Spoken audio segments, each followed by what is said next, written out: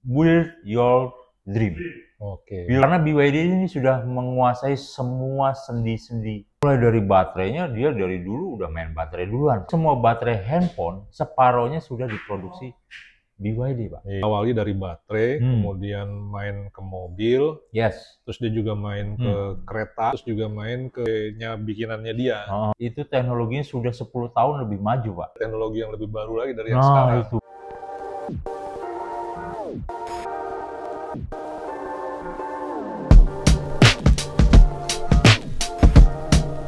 Assalamualaikum warahmatullahi wabarakatuh, teman-teman. Waalaikumsalam. Ketemu lagi dengan saya, Pilot, dan rekan saya. Hari Dagu. Kali ini kita mau ngegas apa nih, Om Dagu? Ini mumpung di suasana Ramadan. Oh iya, jangan lupa selamat menjalankan ibadah puasa buat teman-teman yang menjalaninya. Yes. Semoga berkah dan diterima amal baiknya. Amin. Yes, tetap semangat, jangan lemes-lemes. Kita syutingnya habis buka puasa nih ya, teman-teman. Jadi ini ada kopinya.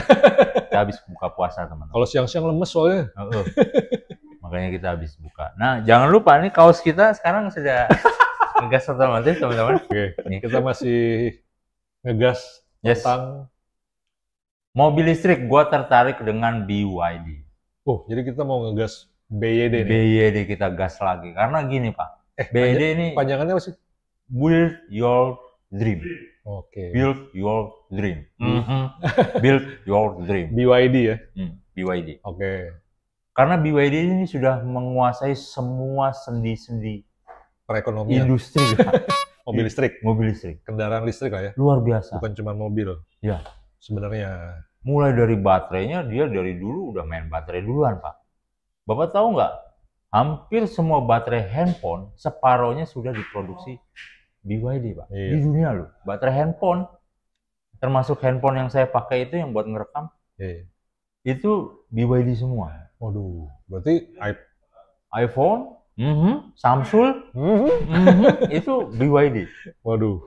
Tapi mereknya bukan BYD ya, teman-teman, perusahaan baterainya. Perusahaannya dibikin oleh dia. Dan dia kemudian bikin mobil listrik, tentunya baterainya juga punya dia. Jadi dia membangun ekosistem industrinya itu vertikal, Pak.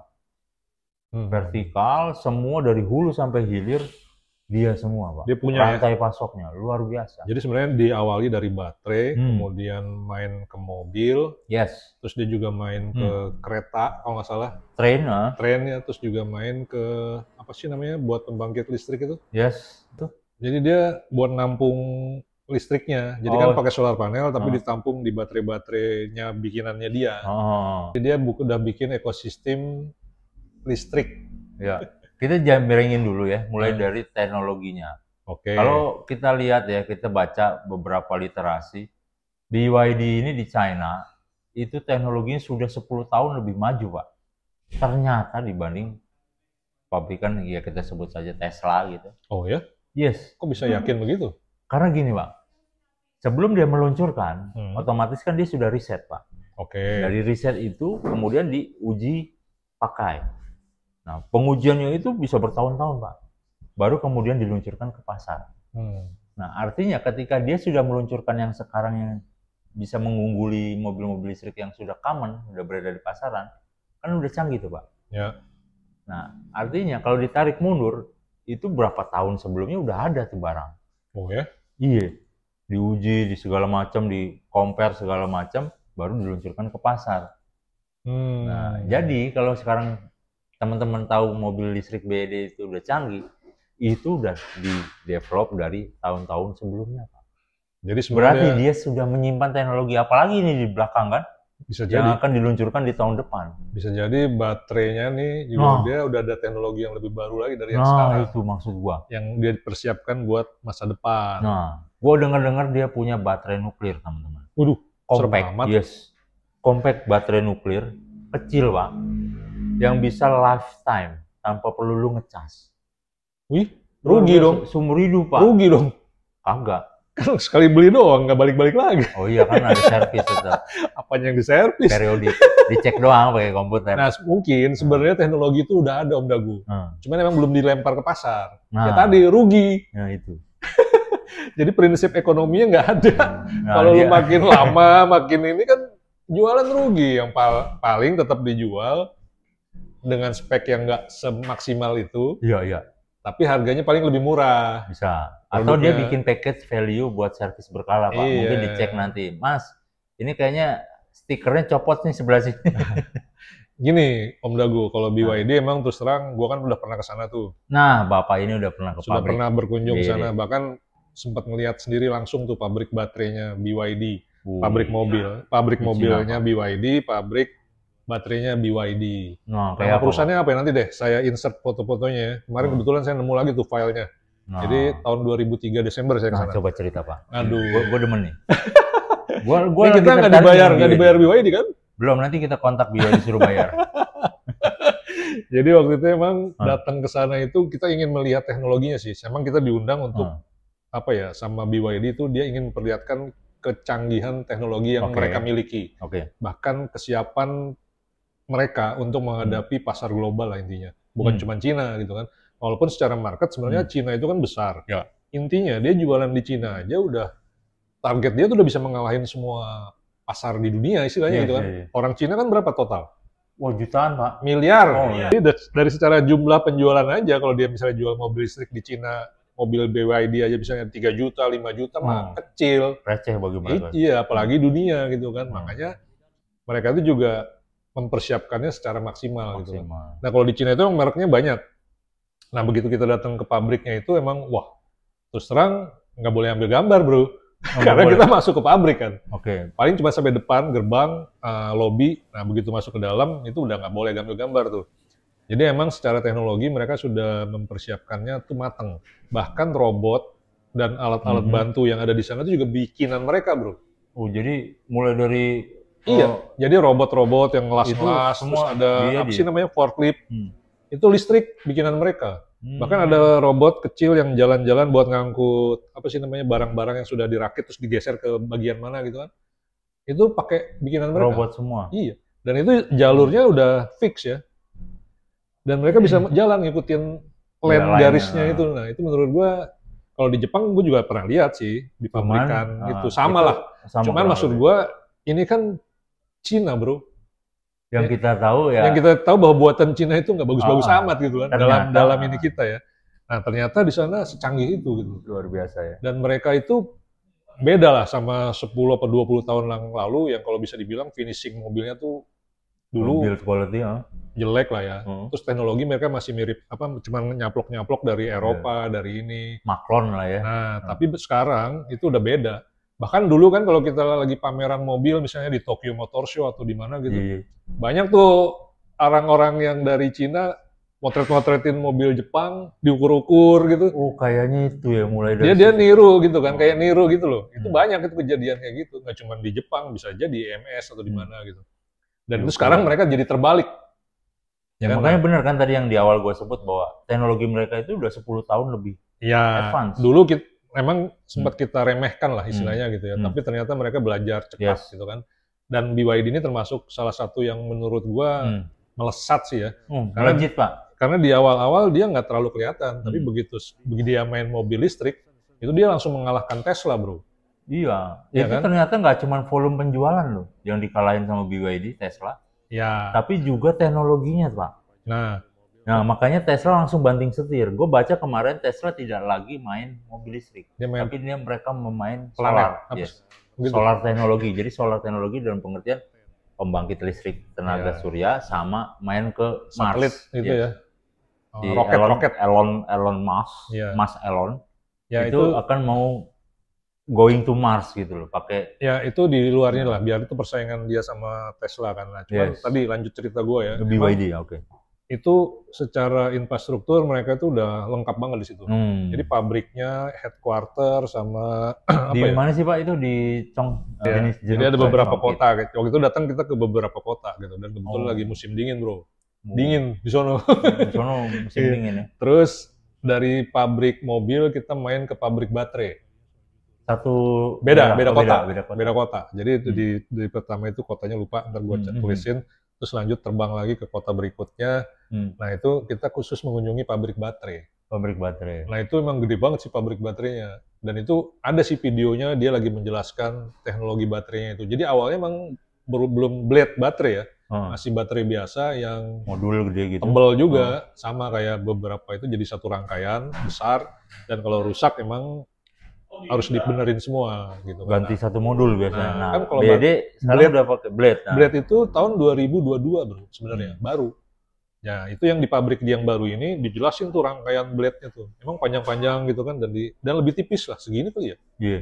Cuman 10 cm atau 15 cm gitu loh. Dibandingin dulu baterai yang tebal gini kan, kayak aki gitu kan. Iya. Nah, itu juga menguntungkan karena selain jarak tempuh lebih jauh, sama teknologi bahannya juga sih ya. Dia lithium ferrofosfat. Ferrofosfat, LFP. LFP, dan saya kaget juga sih waktu ngeliat, ternyata bukan nikel ya. Yes. Jadi gini, sepengetahuan gua ada dua jenis, nikel kobalt, manganes atau NCM, sama satu lagi LFP, lithium ferrofosfat. Nah, itu nggak pakai nikel. Yes, dulu kita dengan bangganya karena kita punya gunung isinya nikel semua sama kobalt. Nah, kita pede bikin pabrik lah, bikin pengayaan nikel, bisa menghasilkan baterai mobil listrik lah. Nah, trennya di global saat ini bergeser, Pak. Lithium ferrofosfat. Ini gara-gara BYD sih. Jadi gue langsung waktu ngeliat itu, wah ternyata lithium ferrofosfat bukan nikel. Langsung dalam hati, lah gunung kita nggak berguna dong. Iya kan? Tapi don't worry, karena teknologi itu akan bisa berkembang lah. Nanti bisa jadi dari bahan nikel itu juga masuk ke yang lebih ramah lingkungan. Nah, waktu itu juga dikasih lihat pengetesannya Om Dagu. Ngetes baterainya? Dicolok pakai jarum. Kalau yang nikel meledak. Oh gitu? Kalau yang dia enggak. LFP enggak? Lebih aman berarti kan? Baik. Ini baterai biasa ya. 一个先次是我们的3元，对，我们先上面的就是我们的3元，然后下面就是我们的铁锂。The top layer is the NCM battery. We're gonna do the test first. NCM battery. Okay, let's go. Di atas itu NCM battery. Ya, yang di bawah. Oh, di bawah apa namanya? Waduh. Nah, yang di bawah ini blade battery, yang di atas NCM battery. Nah, kebakar dia bisa mencapai 600 derajat. Panasnya bisa sampai 600 derajat Celcius. The temperature can reach 1,000. It's very dangerous. Blade battery, right? Let's see the NCM. Blade battery. Let's see the performance of our. Oke, kita sekarang ke bagian yang bawah. Oke, kita lihat nih blade battery yang dikembangkan oleh BYD. Tidak kenapa-kenapa ya. Nah, itu yang banyak terjadi mungkin kalau mobil di mana tabrakan atau apa mobil listrik ya, kebakar meledak, akibat benturan meledak baterainya. Yaitu tadi karena bahannya nikel, karena kan dia tekanannya tinggi tuh bahannya baterai itu kan, dan itu susah dipadamkan teman-teman kalau pakai pemadam biasa, pakai air pun dia tidak akan mati. Jadi mungkin bisa di combine teknologinya baterai itu buat dia melindungi casingnya. Bisa juga pakai teknologinya roketnya si Elon. Gua kemarin baca ternyata 4.000 ya dari tabung silindernya si roketnya Elon itu 4.000 derajat Celcius. Mereka melindungi pakai apa, Pak? Pakai apa tuh? Silika, Pak. Bisa jadi. Ya kan tadi teknologi bisa berkembang. Jangan-jangan emang sudah ada, cuman karena mungkin masih mahal atau apa, belum dijual bebas. Dan ini kan juga tadi prinsip ekonomi Om Dagu. Teknologi kan jangan langsung dikeluarkan yang bagusnya, pelan-pelan dicicil. Yang jelek dulu lempar, laku. Gua agak ngeri gua kalau sama BYD karena jangan jadi udah nyimpen yang barunya, Pak. Iya, jangan-jangan kan tadi udah siap sih. Buktinya dia dengan PD-nya masuk ke sini kan. Dengan masuk ke Indonesia aja dia belakangan padahal kan. Cuma udah langsung obrak-abrik pasar di sini. Ya kan? Dengan teknologinya, dengan harganya. Dan orang itu juga banyak yang penasaran, pengen tahu BYD ya kan. Secanggih apa sih BYD? Terus dia karena di dunia udah terkenal, terus teknologinya bagus. Setiap ngeluarin mobil baru pasti naik langsung penjualannya kan. Kemarin dia yang terakhir M6 yang baru lagi Sea Lion. Dia ocean nama-namanya binatang laut semua. Ada singa laut, ada dolphin, ada apa ya? Tapi Eto 3 sih. Gitu. Yes. Jadi dan harganya Pak, gue demen dengan harganya. Itu kompetitif banget teman-teman. Nah, nggak pakai banget sih, terlalu lebay. Kompetitif harganya. Iya, dia merusak pasar sih. Iya, bukan merusak sih, bukan disrupsi, Pak. Apa ya? Justru mungkin memperbaiki harga pasar. Nah, kayaknya gitu. Iya kan? Harusnya ini nggak overpriced, cuma dia keluarin ini loh harga yang benar gitu. Ya, jadi nice BYD. Dengan harga segitu lu worth it buat dapat barangnya gitu kan. Makanya mobil-mobil lain tuh jadi berpikir ulang untuk menjual mahal kan. Iya. Jadinya harga segitu, fitur biasa aja gitu kan. Ini logo BYD, harga lebih murah, fitur melimpah kan gitu Pak. Kenapa bisa begitu harganya? Karena yang lain itu jualnya masih overpriced, mereka menawarkan harga yang kompetitif di pasar domestik maupun global. Kok bisa begitu ya? Yes. Karena dengan masuknya BYD, itu terus terang harga-harga mobil listrik jadi jadi kesetrum semua ya. Iya, yang ekspektasi selama ini, wah mobil listrik mahal gitu kan. BYD tetap mahal sih. Tetap mahal, cuman untuk kelas itu harganya sangat kompetitif. Kompetitif ya. Yes, makanya di luaran kan sempat di Amerika itu dilarang untuk dipasarkan Pak. Oh, karena itu merusak harga pasar. Tesla jadi ketar-ketir ya. Ketar-ketir. Amerika langsung kasih embargo. BYD nggak boleh jualan. Dikasih moratorium waktu itu. Bisa begitu ya? Iya, dimonopoli Pak. Terus PR lainnya itu dari BYD itu adalah karena dia dukungan pemerintahnya ya? Yes, dukungan pemerintah dari China sendiri kencang Pak, luar biasa. Karena bagi mereka produksi dalam negeri itu suatu kebanggaan untuk diberikan fasilitas berupa subsidi maupun insentif dari pemerintah China. Kalau di sini nggak kebanggaan ya? Sini kebangetan Pak. Gitu. Dan itu berdampak juga kepada harga jual mereka ke dunia, ke global. Jadi ekspansi mereka kan targetnya ke luar negeri itu Pak, makin gencar kan di Amerika, Eropa, jadi dia Asia. Karena dia ekspansi, dia juga dapat subsidi dari pemerintah Cina gitu. Ya. Mungkin juga dari segi ekspornya dapat subsidi. Yes. Makanya karena dukungan sangat kuat dari pemerintah Cina, begitu ngelobi masuk ke Indonesia, dia juga kuat gitu ya. Kuat. Dapat dukungan dari pemerintahnya. Jadi gini, kalau diibaratkan, gue punya pabrik nih di China Pak, sebagai induk BYD. Nah, dari sana sudah dapat insentif dari pemerintahnya, mulai dari insentif material, bahan baku, segala macam industri. Nah, dari situ bisa mereduksi harga Pak. Nah, itu memudahkan BYD untuk ekspansi ke global. Harga jual dia di domestik udah murah, gua kapalin nih ke Amerika. Ekspornya juga jadi murah. Jadi lebih murah, makin kompetitif lagi di pasar ekspor kan. Memudahkan mereka. Tapi itu kalau dukungan pemerintahnya berhenti gimana ya? Ya kalau gue lihat itu nggak akan putus karena dari rantai pasoknya mereka harganya udah murah Pak. Gitu ya? Ya. Tinggal mereka memainkan ibaratnya tax yang di negara asalnya. Oke, nih kita masuk lagi kembali ke Indonesia nih ya. Jadi BYD itu bisa dibilang tadi harganya kompetitif, bahkan dia bisa mengacak-ngacak harga yang ada di sini gitu kan. Betul. Nah terus satu lagi, mereka juga udah mulai bangun pabrik di sini ya. Nah pabrik BYD ini di Subang Pak. Nah gue agak sedikit amazed karena dia membuka lowongan kerja itu 18.000 untuk tahap awal. Betul.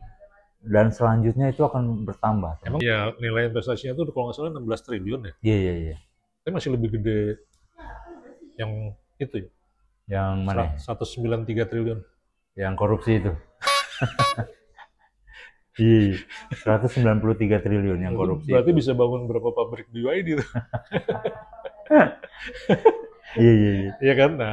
Nah, kalau gue lihat sih memang BYD ini kita berharapnya Indonesia jadi hub Pak. Jadi hub industri untuk pasar ASEAN maupun Pasifik.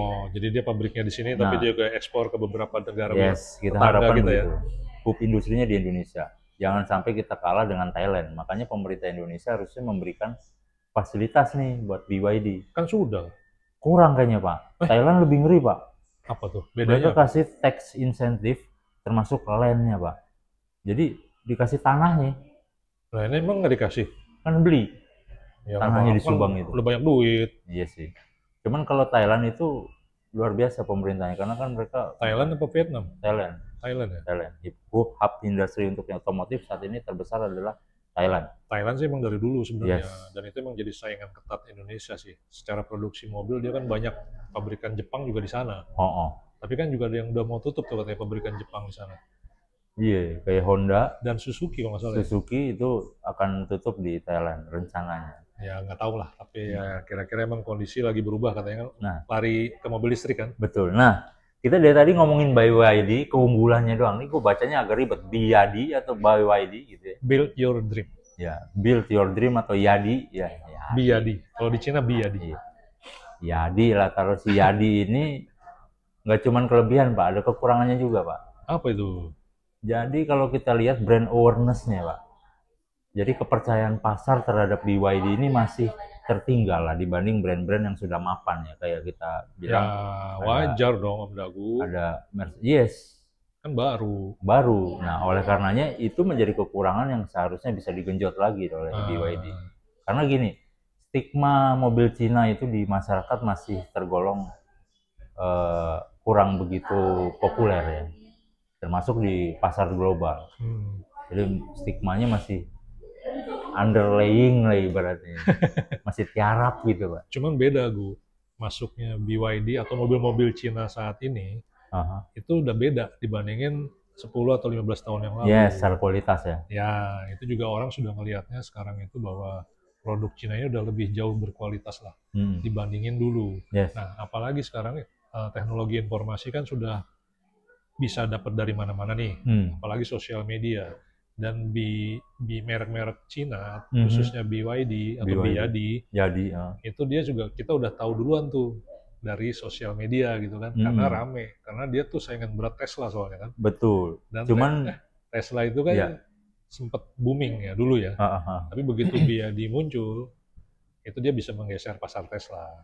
Ya, secara volume. Ya. Tapi secara awareness kalau gua lihat sih masih sedikit harus dibenahi ya. Ya, karena beda inilah. Karena kalau Tesla itu kan juga yang punya orangnya narsis ya.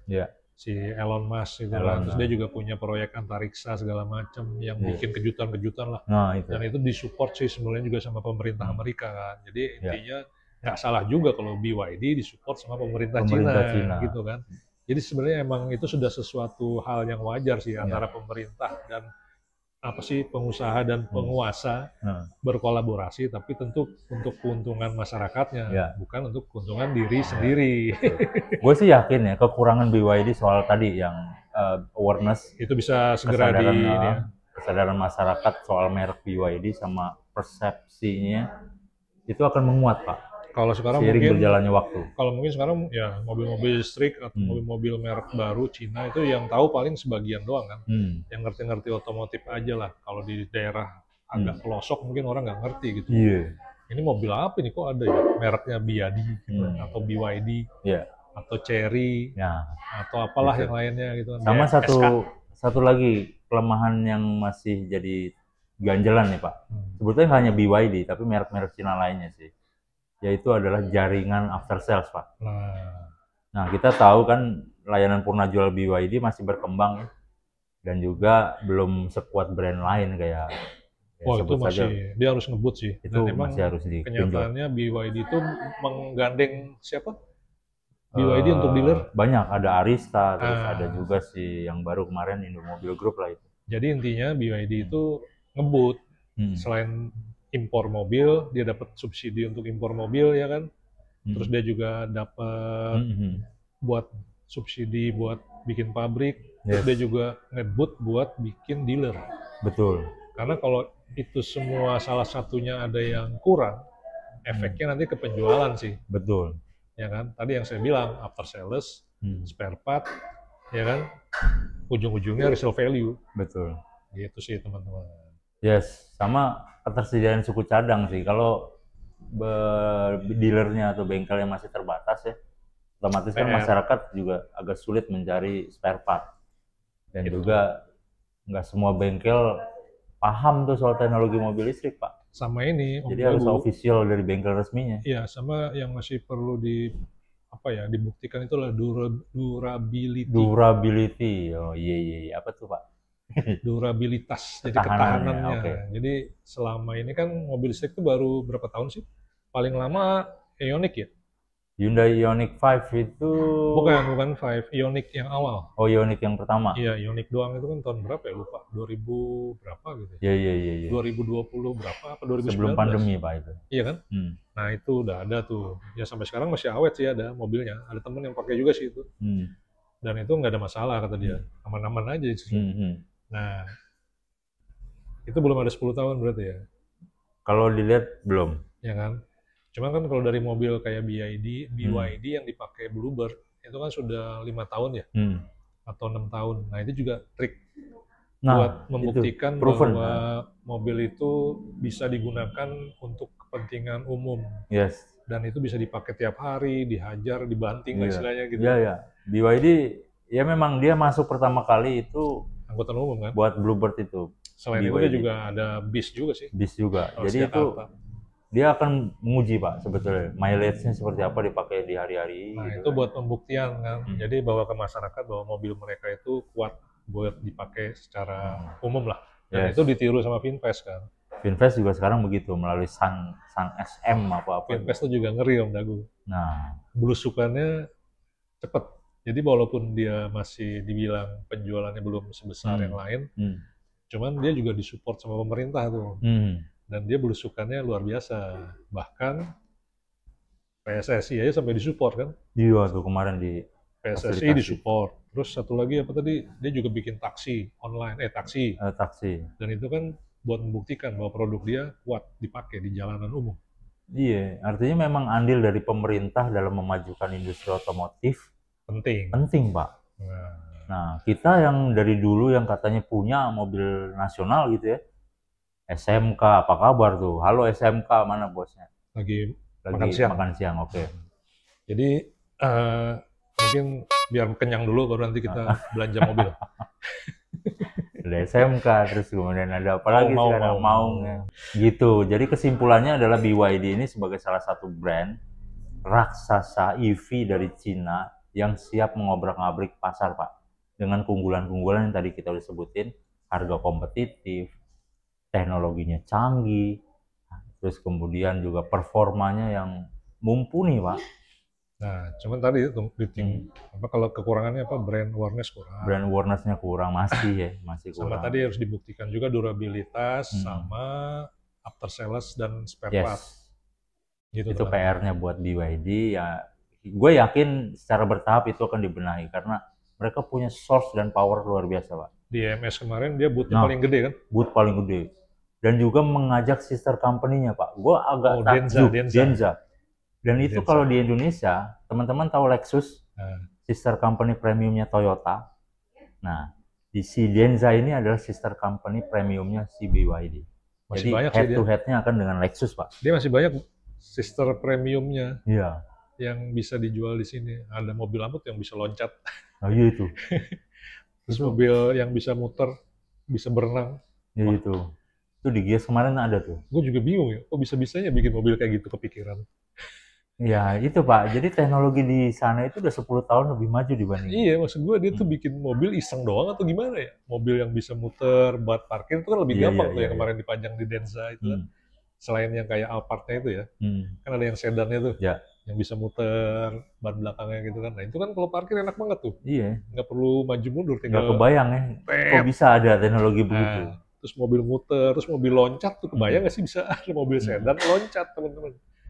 Iya, jadi kalau gue lihat sih akan cepat mereka beradaptasi ya dengan ekspansi global yang luar biasa, terus kemudian inovasi teknologi yang terus berkembang, BYD akan cepat menguasai pasar.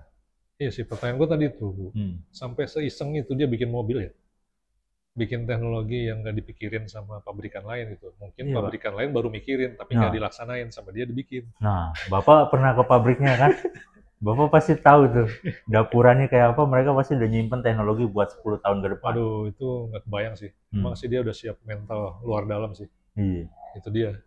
Tinggal kalau teman-teman mau beli, ya beli aja. Kita beli aja. Nggak nyuruh. Nggak nyuruh sih, cuman kalau bisa ya kabarin kita nanti, biar kita jadi. Atau teman-teman ada yang sudah pernah pakai BYD, nanti mau ngobrol di sini boleh tuh. Nah, silakan. Nanti kita akan tanya pengalamannya, user experience-nya kayak apa. Terutama buat yang keluaran awal ya.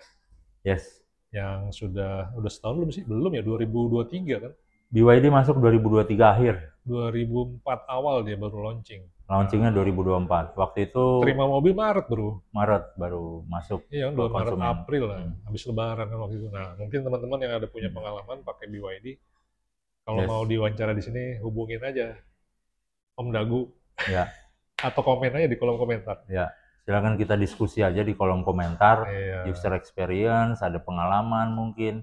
Terus juga ada kesan-kesan ya pemakai BYD. Ini juga bukan cuma urusan mobilnya ya teman-teman, bisa juga urusan after sales-nya. Nah, itu bisa di komen kali ada yang punya pengalaman. Ayo komen, kita juga mau tahu nih pemakai BYD M6, Seals, Dolphin kayak apa sih, gitu kan? Gitu. Nanti kita bahas. Gitu kali ya? Oke. Thank you loh teman-teman udah nonton sampai akhir, dan jangan lupa tetap semangat untuk berpuasa dan jangan pura-pura lemes karena gitu ya. Closing Om Dagu. Thank you teman-teman, tetap sehat, tetap semangat, sampai ketemu lagi di podcast kita Ngegas Otomotif. Ciao. Assalamualaikum warahmatullahi wabarakatuh. Waalaikumsalam warahmatullahi wabarakatuh.